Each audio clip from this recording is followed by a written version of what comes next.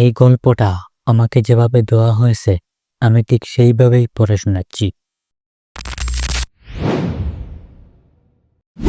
আমি রেহানা।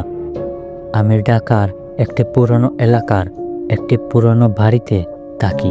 এক রাতে আমি বাড়িতে একা ছিলাম। বাড়িটা অনেক বছরের পুরনো ছিল। সেদিন রাতে খাবার খেয়ে ঘুমাতে যাচ্ছিলাম, কিন্তু হঠাৎ একটা অদ্ভুত আওয়াজ শুনতে পেলাম। প্রথমে আমি সেটা উপেক্ষা করেছিলাম, কিন্তু আওয়াজটা ক্রমশ বেড়েই চলেছিল। আমি বাধ্য হয়ে বিছানা থেকে উঠে গেলাম।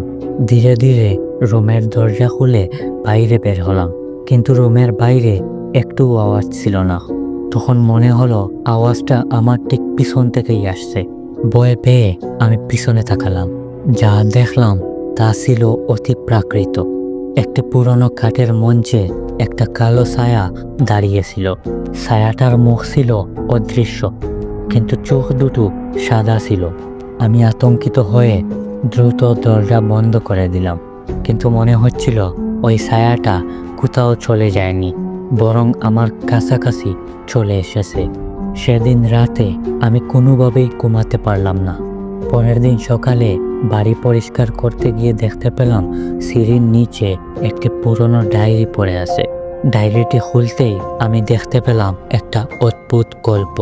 যেই বাড়িতে আমি থাকি সেখানে বহু বছর আগে একটা অদ্ভুত ঘটনা ঘটেছিল, যেখানে এক বাসিন্দা রহস্যজনকভাবে হারিয়ে গিয়েছিল। সেই ঘটনার পর থেকে বাড়ির প্রতিটি বাসিন্দা কিছু না কিছু অদ্ভুত ঘটনার সম্মুখীন হয়েছে। এটা পড়ার পর আমার মধ্যে একটা অদ্ভুত ভয় তৈরি হলো। বুঝতে পারলাম হয়তো সেই হারিয়ে যাওয়া বাসিন্দার আত্মাই আমার সাথে ছিল।